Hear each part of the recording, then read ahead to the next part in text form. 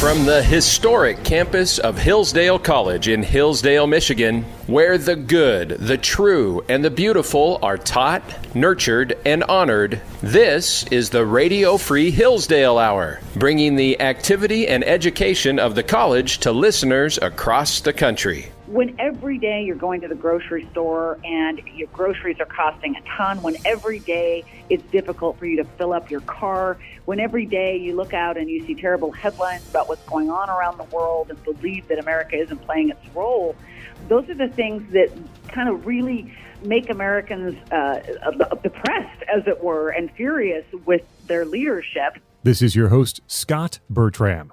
Welcome to the Radio Free Hillsdale Hour, part of the Hillsdale College Podcast Network. And that's Kim Strassel, author of the new book, The Biden Malaise, How America Bounces Back from Joe Biden's Dismal Repeat of the Jimmy Carter Years. We'll talk in depth with Kim about the new book coming up a little bit later in today's program.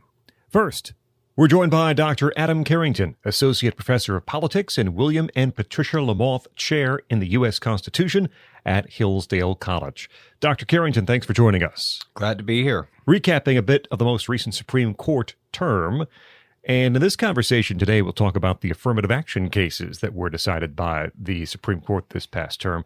Two separate cases, one involving Harvard and North Carolina. What specifically was at issue in these cases, and what were the outcomes that conservatives were hoping to see? Yes, they ended up being parallel in that they were both about whether race or the degree to which race could be used in admissions for college applications. And for North Carolina, being a state school, it was the Equal Protection Clause. Can you take race into account as a state school and not violate that part of the Constitution? For Harvard, it was the fact, even though they're a private school, that they had particular funding from the government, and the Civil Rights Act of 1964 limited how race could be used in those kind of government funds. The conservatives, if you wanted a perfect outcome from them, it would have been three parts. One is that both programs would be struck down as violating the Civil Rights Act and the Constitution. Second, that the last major decision on affirmative action, Grutter v. Bollinger from 2003, would be overturned. And three, as part of those two results, striking down the programs, overruling, they would declare all use of race in college admissions illegal and unconstitutional, depending upon private or public. So let's take those piece by piece. Supreme Court did strike down both Harvard and North Carolina's race-based admission policies. What does this mean in practice for colleges and universities in the U.S.? Well, assuming they follow the opinion, there might be some shenanigans trying to get around this, as happens. But race really cannot be used as an independent factor in admissions in almost any cases. Maybe you could, they say at the very end, use it for you have a leadership essay and you say, I overcame racial bias or something like that to get to where I am. But in that case, it's not race that's really being determined. It's leadership or perseverance. But it as its own distinct factor is basically, the court said, there's almost no way that you can do that. The court's opinion, the Chief Justice's opinion, did not say that it overruled Grutter, but it did essentially modify it in some ways. How so? Yes, Justice Thomas's concurrence said we basically have overruled Grutter. But what they kept is that case had said that there has to be an end point for affirmative action. And the majority opinion really beat the schools over the head with, you don't have an end point. You're not even claiming you have an end point to this. Not much else remained from Grutter. They discarded the idea. So for a long time, if you're using race in admissions or race in anything that involves government action or money, you have to have what the court has called a compelling interest to do it, meaning not just a normal reason, not just an okay reason, but the most important of important reasons, compelling. And in Grutter, they'd been willing to go on with along with diversity and the benefits of diversity in education being compelling. The court basically scuttled that. They said, yes, it needs to be compelling, but compelling now is Is someone's life in danger? Is there a national security risk? Something like that. Therefore, basically eliminating that part. And then finally, it used to be under Grutter, they were very deferential to the school's own determinations about this. And the court very clearly, as they struck down the policies, is making the schools make a much harder sell. They have a much higher burden of proof than they did in the case 20 years ago. And then on the third part of what conservatives were hoping to see from this ruling, what about the court's opinion on whether any use of race in college admission will be permissible? Basically, none will be permissible going forward. They didn't say that in so many words. I think that's partly why Justice Thomas wrote his concurrence. Mm-hmm. But unless you can show that there was some, at that moment, risk of death because of something, and that's hard to think of in the college. Right. That's morely in the idea of you're in a prison and there's race-based gangs that kill each other and you have to temporarily segregate to save people's lives. That might be an instance. The only other would be if you could prove that the university had directly discriminated on the basis of race against a particular person. That person could get some redress. Mm-hmm. Basically, except those extremely narrow circumstances, the court left no room for anything else. Talking with Dr. Adam Carrington about the affirmative action rulings from the Supreme Court from this most recent term. Chief Justice John Roberts wrote the lead opinion in this case. He famously had said previously, the way to stop discrimination on the basis of race is to stop discriminating on the basis of race. Does this decision confirm that statement? Basically, yes. Some wondered because they worry about Roberts' institutional view of the court that he may not always hold to his own declared legal principles in order to preserve the court. Would he go along with his own earlier statement? And writing the majority opinion, he basically did. He basically has said that race is almost never going to be permissible and in college admissions, really it seems in government policies in general. I think it's sort of like when Brown v. Board struck down segregation in public schools. Basically everyone knew that meant segregation in almost all government or public instances was gone. I think as long as this court continues consistently with this opinion, the same is true now for those kinds of policies, not just admissions in the college classroom. There were colleges and universities writing missives after the release of the opinion saying how disappointed they were and how their commitment would remain in the same manner moving forward. You alluded earlier to possible shenanigans by some of these institutions to get around. Didn't the Chief Justice in the opinion, I don't have it in front of me, write something specifically saying, like, don't even try to do X to get around this? And then where might we see some further challenges on this topic down the road? Yeah, I think two strands. One, you'll have very case-specific instances where there'll be really not the question of what the law says, but trying to prove that a university, while claiming not to be doing this, was doing this. You might see schools starting to do proxies for this if they believe that there are, higher accepting people based on zip codes, possibly, right? Because of we do have some de facto segregating based on race and where people live, or economic status, or from a particular high school, things like that. So that could happen. The other is you might see some challenges to other kinds of ways that the universities give a special plus. So there were a lot of people that wanted the affirmative action program to continue that are now bashing legacy admissions, things like that. That is a little harder sell as a constitutional or legal question because race is a particular factor. Whether your parents went to a school is not something that's listed in the Civil Rights Act or on, wasn't in mind when it was being passed, the 14th Amendment was being passed. But at least as far as one of ethics and fairness, I think that might get some traction, maybe not legally speaking, but at least as far as consistency is speaking. Dr. Adam Carrington, Associate Professor of Politics, William and Patricia LaMothe Chair in the U.S. Constitution, here at Hillsdale College as we discuss the affirmative action rulings from the Supreme Court this past term. Dr. Carrington, thanks so much for joining us here on the Radio Free Hillsdale Hour. Always a pleasure. Thank you. Up next, we talk with Kim Strassel about her brand new book, The Biden Malaise. I'm Scot Bertram. This is the Radio Free Hillsdale Hour. Over the past 100 years, America has pursued an ambitious foreign policy directed by faceless bureaucrats. While some of those departures were justified, American foreign policy is shifting. What began as the attempt of a free people to protect themselves has become rule by those who seek to impose their ideals around the globe. But how did we get here? In Hillsdale College's new free online course, American Foreign Policy, Michael Anton has the answers. Anton is a lecturer in politics at Hillsdale College, who served at the National Security Council during both the George W. Bush and Donald Trump administrations, and he'll be your guide through the history of American foreign policy. Learn about the founders' vision of foreign policy and how progressivism and empire have eroded those principles. To enroll today and secure your spot in this completely free online course, visit hillsdale.edu/new course. NEWCOURSE. That's hillsdale.edu/new course.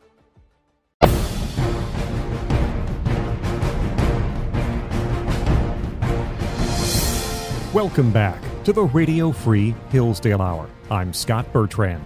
Be sure to check out podcast.hillsdale.edu. Find older episodes of this show as well as other Hillsdale College podcasts like the Hillsdale Dialogues, The Larry Arnn Show, and Imprimis at podcast.hillsdale.edu. We're joined now by Kim Strassel. She is a member of the Wall Street Journal Editorial Board. Her Potomac Watch column is on Fridays, and she has a brand new book out now, The Biden Malaise, How America Bounces Back from Joe Biden's Dismal Repeat of the Jimmy Carter Years. Kim, thanks so much for joining us. It is so great to be here. Thank you for having me. Another wonderful release from you, again, available now, and it is largely, through most of the book, a comparison between the Jimmy Carter years of the late 70s and the Biden years here that we've experienced the past couple of years. You say early on that what's striking about both Carter and Biden are the unique hardships imposed on the nation and the utter inability to course correct. Is there something specific about these two presidents, unlike others, that make them uniquely unable to fix these problems? Oh, absolutely. You know, you think about it, every president has their share of mistakes, has their share of, whether they admit them or not.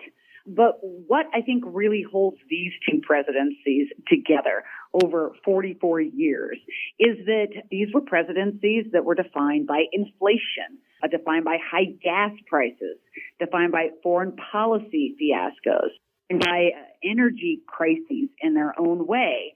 And these are the kind of problems that most annoy Americans, right?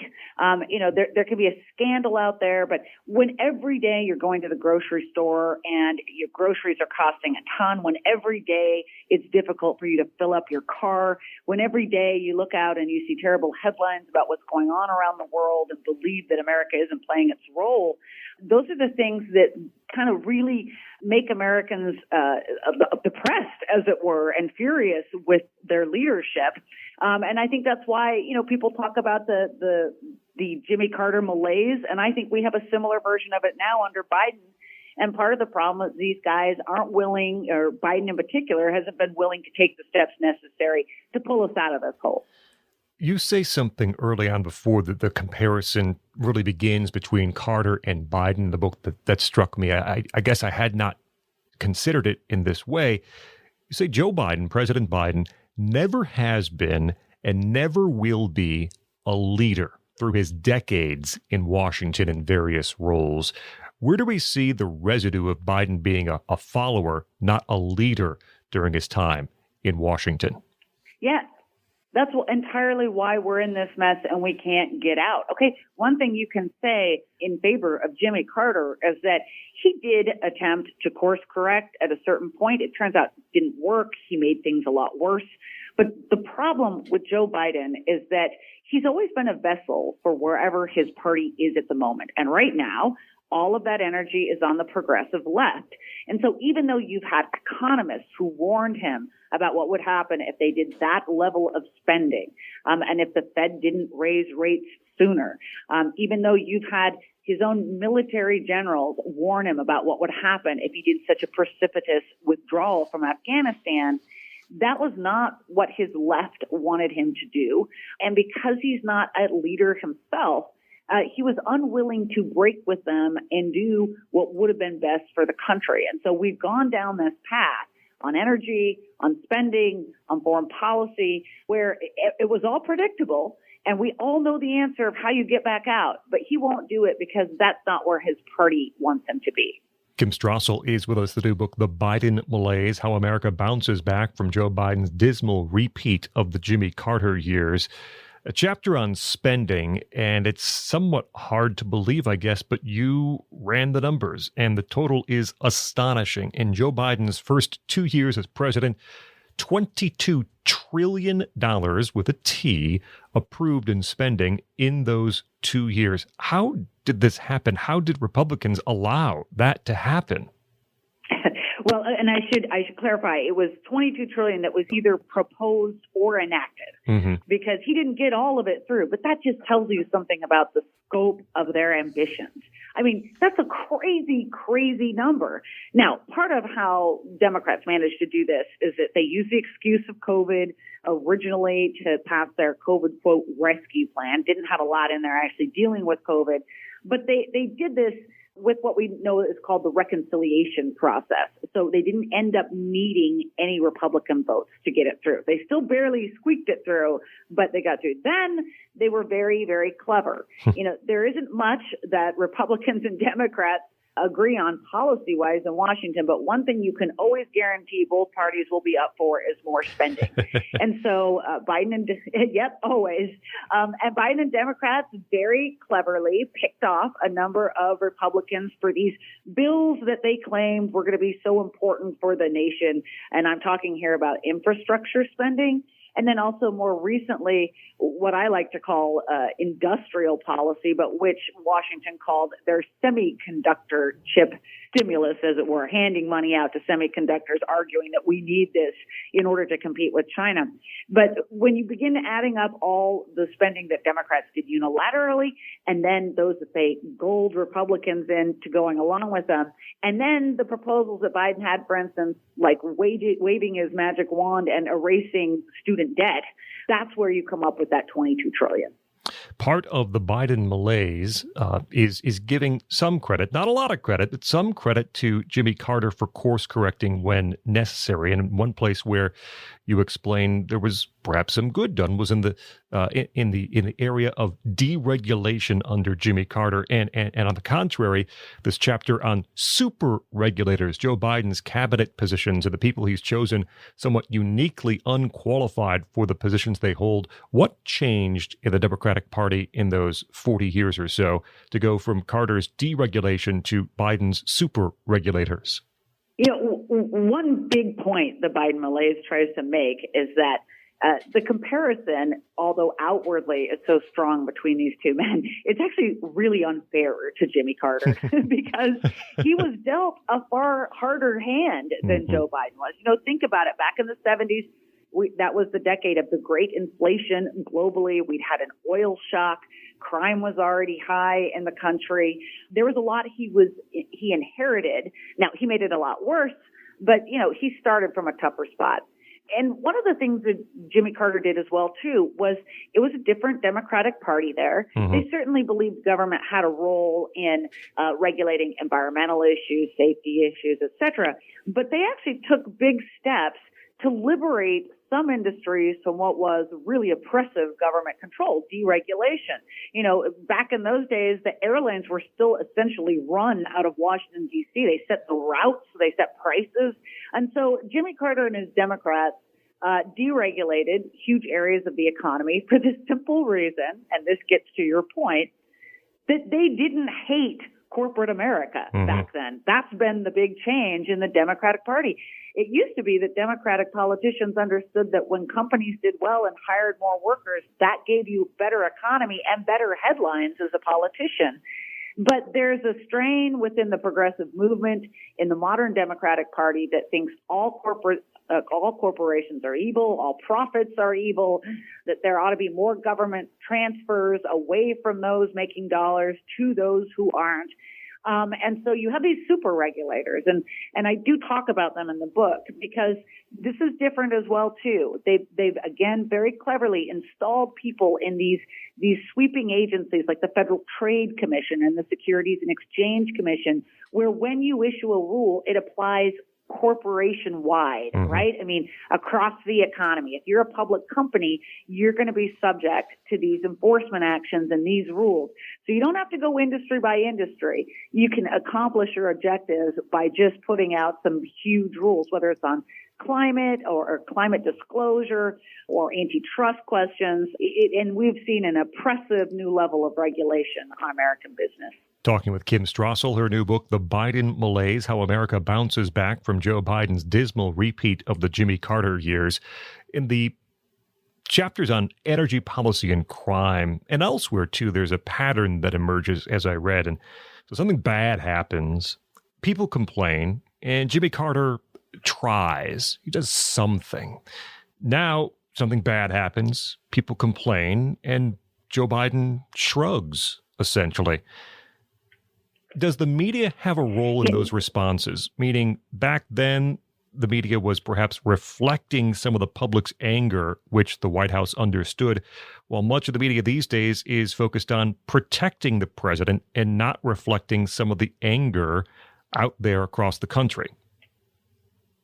Constant excuses. And I think you make just an amazing point, because how does he get away with it? Why do we have a situation where the president feels no need to change course? Okay, I mean, take energy, which you mentioned. Everybody understands that we can't get rid of oil and natural gas in the space of 8 or 10 years. We're going to end up with terrible grid problems. We're going to end up with rolling blackouts. This simply isn't work. It's nonsensical. And yet they continue to put out these policies.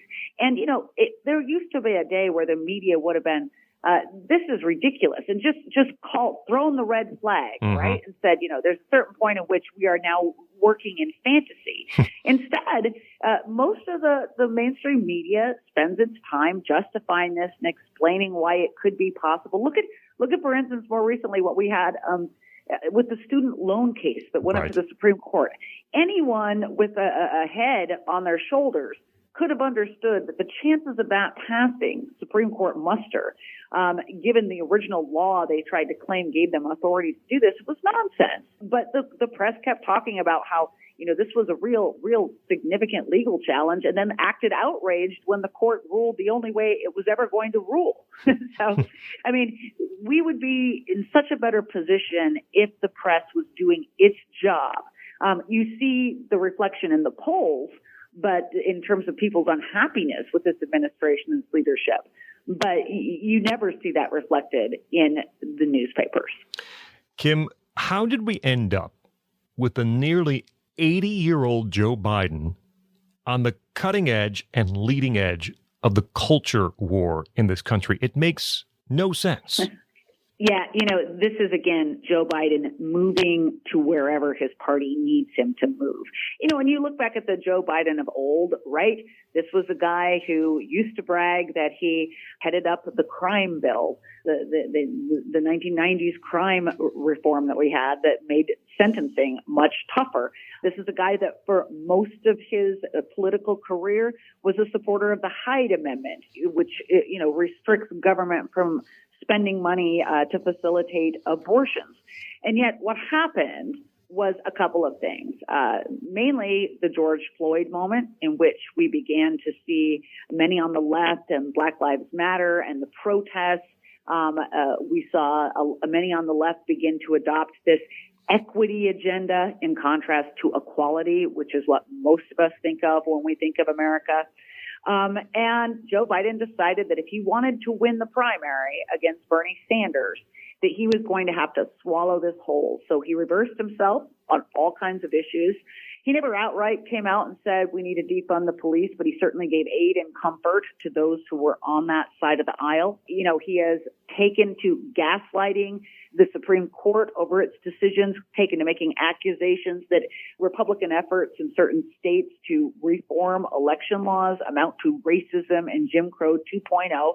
He's basically taken up the race card.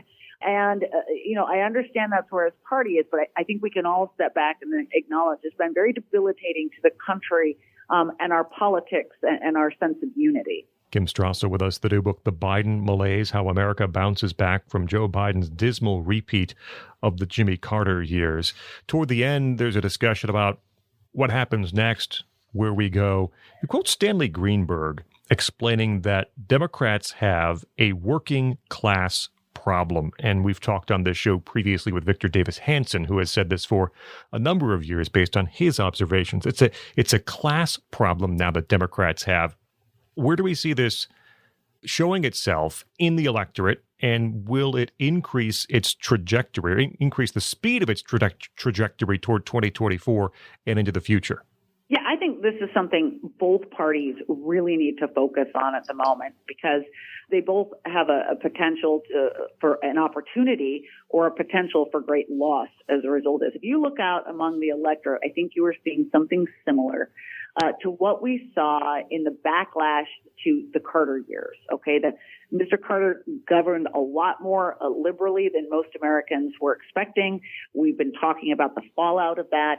And this backlash grew up, and a very clever politician named Ronald Reagan was able to capitalize that on, and not just change the course of one election cycle, but change politics in America for a generation. And that, was because, as we're talking about, there was a demographic back then of sort of more working class Democrats who felt their party had abandoned them, and they became Reagan Democrats. And you know what we call them today? We call them the Republican base.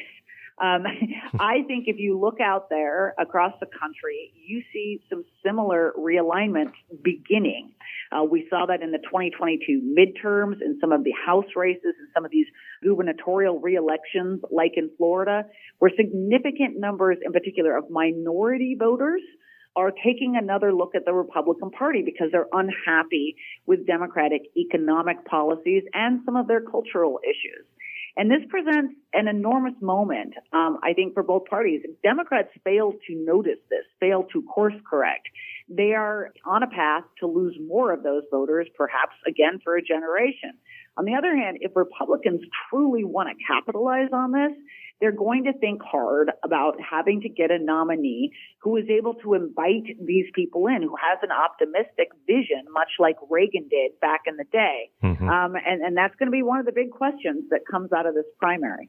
I want to come back to that nominee question in just a moment. First, though, you explain, as others say too, it's not enough to be opposed to everything. You have to fight for something. And you have a three-pronged attack here: limited government, competent government, and a strong America. Quickly, how would a strong Republican candidate fight for those three things and explain those three things to the electorate? Yeah, we were just talking and laughing about how one of the problems is that any Republican or too many Republicans have lost track of those ideals. Mm-hmm. And we mentioned it in the context of spending. And, it's not really hard. We have all these Republicans out there trying to come up with their own unique brand. We're having a little bit of fight in the conservative movement over this populist policy, or should we return to this thing? We know what the formula is, okay? But we have to get back to that ideal. Where anymore are the conservatives who are talking about getting rid of entire cabinet departments because we didn't need them in the first place, right? I know I was laughing recently at House Republicans saying we need a national parental bill of rights. Well, there's a couple of issues with that. If you believe in federalism, you believe that the states handle education. Mm-hmm. All right. But we wouldn't need a national parental bill of rights if we didn't have a Department of Education that was putting out mandates that are infuriating parents. So let's look at root causes. So yes, limited government. How do we cut the size of government? Competent government. How do we actually get back to regular order and have people have debates and not having presidents wave their wand and do everything by executive order? And yes, a strong defense where, and I would make this argument for those, I think, in the free market movement who are saying we need to withdraw, we need to focus on our problems in America. The more stable the world is because of United States leadership, the fewer the conflicts, the more resources and money we have and time to focus on our own domestic issues. But a world in chaos puts that at risk. So, I mean, these are kind of just some very basic ideals that we know they work. They've worked in the past. But I think too many in the free market movement have forgotten over time. Kim Strassel, the new book, The Biden Malaise. You say in your close that, hey, this movement could use a new Reagan. That's not entirely easy to find, of course. Looking for one, perhaps, in this 2024 primary among the candidates. And I've been asking this question to many of my guests, and you do the favor of actually answering it inside the book, but I'll still ask you here. And that is not to endorse any particular candidate, but what are the attributes that Republican primary voters should be looking for in a candidate who can win in 2024 and has the possibility of being that new Reagan that you seek? Yep, I would say two things, and you know, I don't endorse either, and I think that this is a possibility for most of the candidates. One, they need a message about their vision of the future, where they want to go, where they're going to lead the party, but also they need optimism, and I think that that's what's missing. Everybody right now is trying to emulate Donald Trump and his fight, right? Because that's what a lot of voters liked about him, that he was unconventional and he was willing to throw a punch. And I get that. And people do need to be tough. You need to show some resolve. Donald Trump was in part of backlash among a lot of conservative voters to what they felt were Republican politicians that weren't willing to engage in the big fights anymore. But, you know, as Reagan showed, you can still do that with a smile on your face. You can do that with a joke and some humor. It doesn't have to be a cage match every single day. You can certainly call out what you think the left has done wrong in terms of their policies and in terms of their own breaking of norms. But then you act the leader and you explain why you were going to lead the country to a new world where that kind of bad behavior doesn't happen as much anymore, because you're going to set the example. And the only way you end up getting the kind of numbers that Ronald Reagan did in the 1980s, those electoral vote counts, that complete transformation we talked about of huge swaths of the Democratic Party to becoming Reagan Democrats, is he invited them in. If you are going to decide that the whole country, you're either for us or against us, and we're divided down the middle, and if you don't agree with me, you are the enemy, that is not a message for growing your tent or your party. And that's what I think we need to see from a few more of these candidates. Kim Strassel, member of the Wall Street Journal Editorial Board. Read her Potomac Watch column on Fridays, and the great new book available now, The Biden Malaise, How America Bounces Back from Joe Biden's Dismal Repeat of the Jimmy Carter Years. Kim, thanks so much for joining us here on the Radio Free Hillsdale Hour. Thanks, Scott. It was great. Up next, Dwight Lindley from Hillsdale's English Department returns. We'll continue his series on Charles Dickens as we discuss Bleak House. I'm Scot Bertram. This is the Radio Free Hillsdale Hour.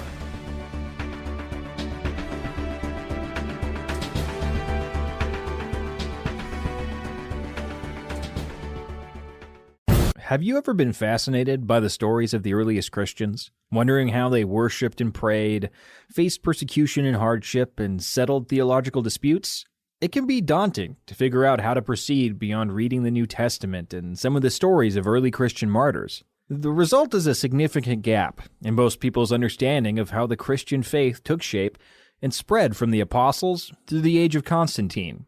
That's why Hillsdale College has produced a new, free, online course, Ancient Christianity. Professor Kenneth Calvert is your guide through the first 4 centuries of Christianity. He explains a remarkable story of how the Christian faith emerged from its birthplace in a humble Roman outpost to become the Roman Empire's official religion. You can watch the video trailer for this free course and enroll today at hillsdale.edu/Ancient Christianity. Ancient Christianity is perfect for believers or those curious about the history of the Christian faith. Don't miss this opportunity to learn more about the courage and faith of the first Christians. Join us and enroll in our new free online course, Ancient Christianity, at hillsdale.edu/Ancient Christianity today.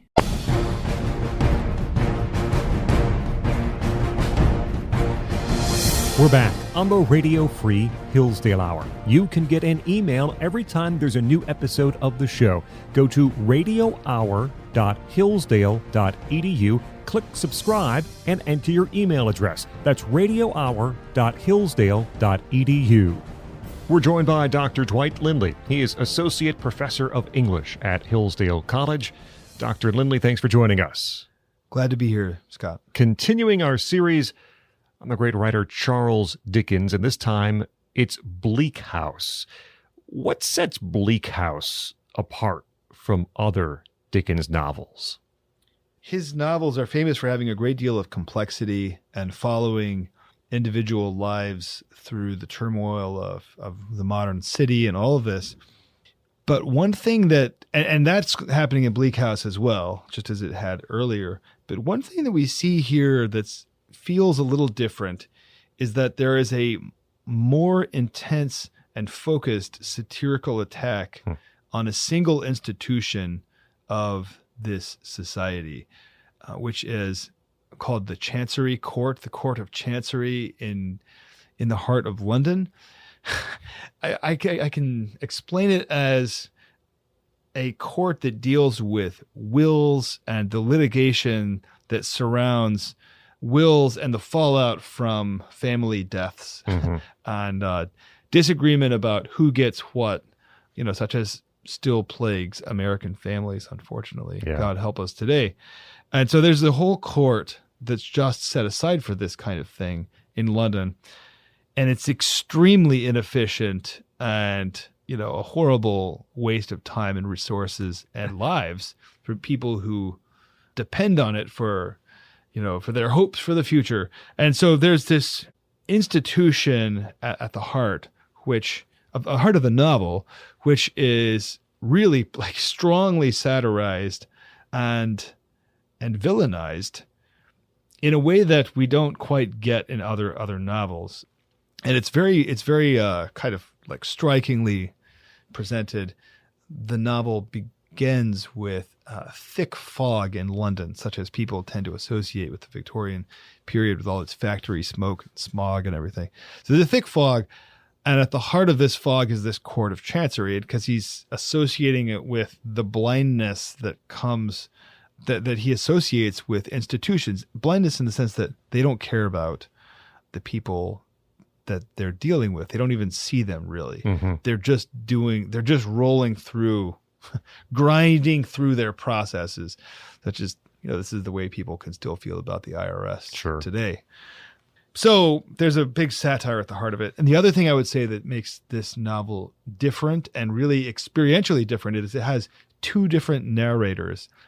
There is a worldly wise, jaded, satirical narrator who's in the city, and I presume it's a he, who knows what it is, but this narrator is the main one who satirizes Chancery and all of the depredations of London and London society. So there's that narrator, and then there's this really sweet, innocent, and wonderful young woman named Esther Summerson, who is the other narrator.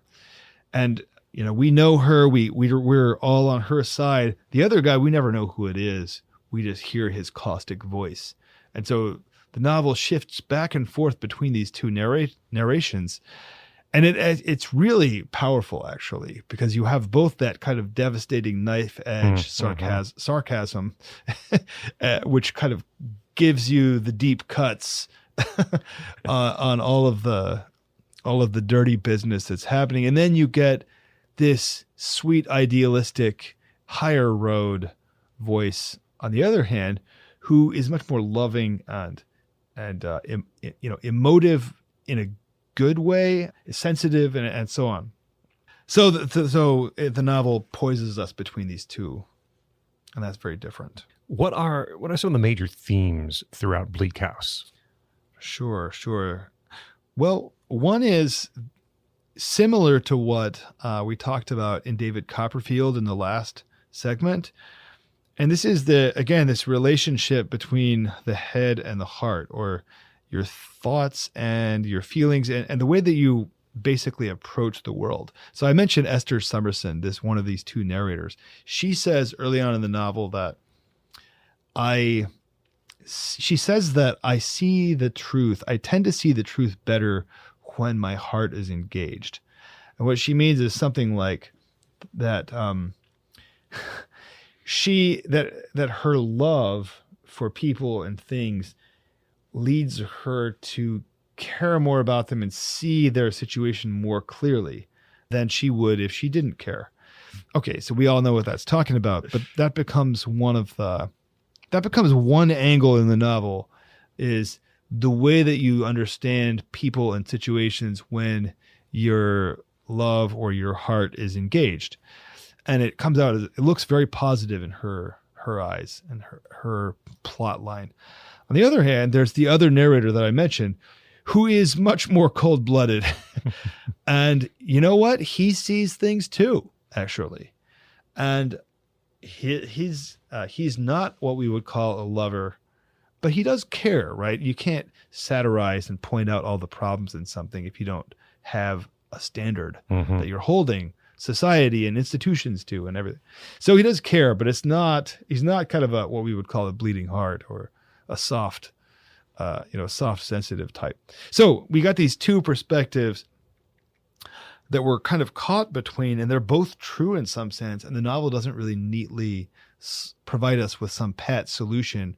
Here's how you balance the need for kind of realistic, angular, harsh takes on reality, and then here and this kind of the place of love and the sensitivity to the goodness of everything and the beauty and all this. How do those sort out? They do, and they both need to be there, but it's complicated. Yeah. That's one big theme. Let me just mention a couple more. One is the idea of philanthropy. The novel is really interested in a troubled world where you have all this dislocation and challenges of the modern world that we talked about in the first segment of this series. In a hurting world where you have a lot of urban poor who are sick and dying and suffering in these new urban slums where a bunch of them have come from the country for jobs. So in that world where you have a lot of need, how do you best help? And so there's a question for philanthropy. How does the person who has means reach out and help? Mm-hmm. This is something that's at the heart of the novel. There are some people who do this very badly. One of the ways that they do this, there's a character named Mrs. Jellyby who is presented early on. She is keenly attentive to the need of all these suffering people in Africa, and she raises money for them and gives speeches and writes it all up. And great, but there are people suffering all around her whom she's inattentive to, her own children being among those. And so there's this hypocrisy there, but then there's also this keen sense that the first duty is to actually take care of the ones that are nearest to you who are in need, and then do the next thing, right? Then take the next step beyond that. So that's something that the novel's really interested in. How can our urge to help and alleviate best be followed most fruitfully? That's something the novel is really interested in. The last thing I would mention on this is that the novel is interested in the relationship between individuals and institutions. I mentioned the Chancery Court. One thing that really emerges clearly from this novel is that the individual is not really going to be able to count on big, large-scale institutions to help him or her through life, through the problems of life. The big city, the government, the courts, they are not going to do it for you. They're not going to care for you when you need it. They don't understand you. Like, they're huge abstractions for whom you are just a set of data. This is, I think, one of those points where this really touches us closely in our world. Yeah. And where there's something kind of fundamentally conservative about this book, too. Yes, these we can't be without these institutions. We need to reform them, but in a very personal way, we can't put our hopes in them either. Where is your hope? Where does your hope lie? Your chances for helping other people, but also for making it yourself in your times of suffering. It's going to be through relationships with those who are closest to you, through your family, through the community that has formed around you that can give you the support you need. That really emerges powerfully. The failure of these large-scale solutions, the success to whatever degree is possible of these small-scale personal solutions for getting through life. Talking with Dr. Dwight Lindley about Bleak House. One final question. This is a big book. What's the largest final takeaway when we get to the end? I think I would say the biggest one is that in the end, so the novel is called Bleak House, and this is a place in the novel. A lot of people don't open this novel because they think, oh, it must be just unmitigated suffering and bleakness. But the view that the novel finally gives is that all life is in some sense a bleak house. Bleak etymologically means, if you look at the definitions of it, it means a kind of cold, discomfortable or uncomfortable state that comes from the wind blowing through you, right? It's cold, windy, harsh. This image of winds and comes up throughout the novel. Everybody lives in a place where the winds blow and the cold winds blow and there's suffering.